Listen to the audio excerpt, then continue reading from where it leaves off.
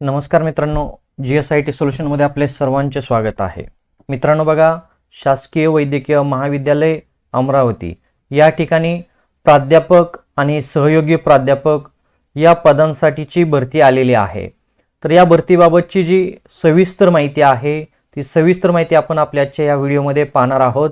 त्यासाठी मित्रांनो video without skip करता शेवटपर्यंत पाहायचा आहे. आणि सगळ्यात महत्त्वाचं म्हणजे तुम्ही अजूनपर्यंत आपल्या चॅनलला लाईक, सबस्क्राइब आणि शेअर केलं नसेल तर प्लीज आपल्या चॅनलला लाईक करा, सबस्क्राइब करा आणि सगळ्यात महत्त्वाचं म्हणजे बेल आयकॉनचं बटन दाबायला विसरू नका, म्हणजे असेच माहितीपूर्ण नवनवीन व्हिडिओ सर्वात अगोदर तुमच्यापर्यंत येतील. मित्रांनो, ही जी भरती आहे ही भरती तुमचं डायरेक्ट सिलेक्शन होणार आहे. या ठिकाणी तुम्हाला कोणतीही परीक्षा देण्याची गरज नाही. उमेदवारांना अर्ज जे आहेत ते अर्ज आपल्याला ऑफलाईन पद्धतीने भरायचे आहेत. अर्ज भरण्याची तारीख बघा काय आहे, 2/2/2026 ते 10/2/2026 पर्यंत सुट्टीचे दिवस वगळता आपण आपले जे अर्ज आहेत ते अर्ज सबमिट करू शकतो. आणि आपली जी मुलाखत असणार आहे ती मुलाखत बघा कधी असणार आहे, 16/2/2026 रोजी आपली मुलाखत असणार आहे. मुलाखतीचं ठिकाण या ठिकाणी देण्यात आलेलं आहे, अधिष्ठा कार्यालय शासकीय वैद्यकीय महाविद्यालय अमरावती. या ठिकाणी मित्रांनो आपली मुलाखत होणार आहे. मुलाखतीला येत असताना मित्रांनो आपल्याला कोणकोणते कागदपत्र घेऊन यावं लागणार आहेत तेही यादी तुम्हाला पुढे दिलेली आहे. ऑनलाईन अर्ज स्वीकारला जाणार नाही असं या ठिकाणी म्हटलेलं आहे, हे लक्षात घ्या. आपल्याला अर्ज जे आहे ते अर्ज आपल्याला कशाने पाठवायचा आहे की जो ऑफलाईन पद्धतीने आहे तो पद्धतीने पाठवायचा आहे. प्रत्यक्ष अथवा पंजीकृत डाकघरने अर्ज करून त्याची पोच घ्यायची आहे. आलं का लक्षात? अर्ज हा आपल्याला प्रत्यक्ष किंवा डाकघरनं म्हणजेच पोस्टाने पाठवायचा आहे. मुलाखतीस उपस्थित न राहिल्यास उमेदवाराचा कंत्राटी नियुक्तीचा विचार केला जाणार नाही, हे देखील या ठिकाणी म्हटलेलं आहे. आता प्राध्यापक संवर्गातील कोणकोणत्या विषयाचे किती पद भरली जाणार आहेत हे दिलेलं आहे.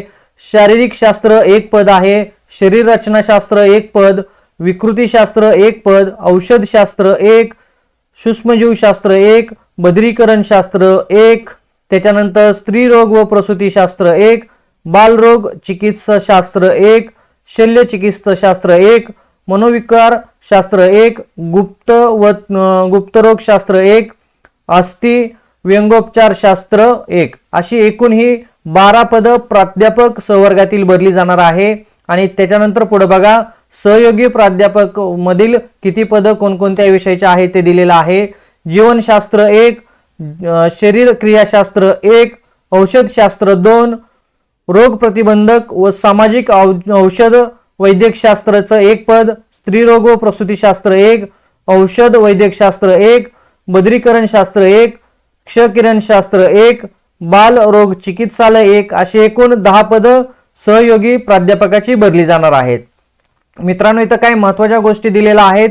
उमेदवार हा महाराष्ट्राचा रहिवासी असावा, त्यांचं वय जे आहे ते 69 पेक्षा जास्त नसावे आणि प्राध्यापक व सहयोगी प्राध्यापक यांना करार पद्धतीनं नियुक्तीसाठी त्या पदावर सेवानिवृत्त झालेल्या प्राध्यापकांबरोबरच कोणत्याही वयोगटाचे राष्ट्रीय आयुर्विज्ञान आयोगाने विहित केलेले आवश्यक अर्हता धारण करणारे खाजगी व अन्य क्षेत्रातील उमेदवार बिगर सेवानिवृत्त पात्र असतील असं म्हटलेलं आहे. बघा इथं मानधन किती दिलेलं आहे. प्राध्यापकांना 2 लाख रुपये दरमहा मानधन असणार आहे आणि सहयोगी प्राध्यापकांना 1,85,000 रुपये इतकं मानधन असणार आहे. आलं का लक्षात? मानधन कशा पद्धतीनं आहे मित्रांनो, इथं तुमची मुलाखत होणार आहे. मुलाखतीमधून तुमचं सिलेक्शन जे आहे ते सिलेक्शन 364 दिवसांकरता या ठिकाणी केलं जाणार आहे, हे लक्षात घ्या. किंवा त्यांना त्या ठिकाणी जे काही नियमित उमेदवार आहेत ते नियमित उमेदवार उपलब्ध होईपर्यंत असं म्हटलेलं आहे. आलं का लक्षात? चला बघा, इथं ह्या काही बेसिक सूचना दिलेल्या आहेत. तुम्ही तिथं इंटरव्ह्यूला जात असताना तुमचे सगळे शैक्षणिक कागदपत्र वगैरे घेऊन जायचं आहे. आणि तुम्हाला इथं अर्जाचा नमुना दिलेला आहे, हा नमुना पाहू शकता. ही जी काही PDF आहे किंवा वेबसाईटची लिंक आहे ती मी तुम्हाला या व्हिडिओच्या डिस्क्रिप्शन बॉक्समध्ये दिलेली आहे, तिथून तुम्ही हा अर्जाचा नमुना मिळवू शकता. मित्रांनो, अशाच माहितीपूर्ण व्हिडिओसाठी आपल्या चॅनलला लाईक, सबस्क्राइब आणि शेअर करायला विसरू नका.